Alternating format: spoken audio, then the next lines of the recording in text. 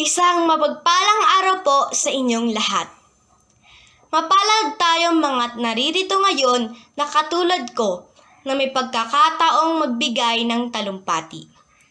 Isang karangalan na maging isang instrumento sa pagpapalaganap ng kahalagahan ng wika. W-I-K-A. W. Wastong gamit. Walang magkakaunamaan kung walang wika. Dahil ang wika ay isang elemento na nagbubuklod sa mga tao.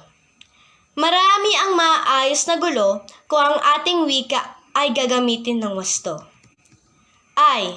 Ingatan, sa paglipas ng panahon, ang wikang Pilipino ay halos nalilimutan na dahil may mga salita na bibihira na nating gamitin. Tulad ng salumpit, na ang ibig sabihin ay upuan. Salamat dahil meron tayong pagdiriwang na tulad ng buwan ng wika. Dahil sa pamamagitan nito ay nabibigyan natin ng pansin ang kahalagahan ng wika. Kaya ito ay dapat na nating ingatan. K. Kabataan. Nasa kamay nating mga kabataan kung paano nating mapapanatili ang ating wikang pambansa at maituro ang kahalagahan nito sa susunod na henerasyon.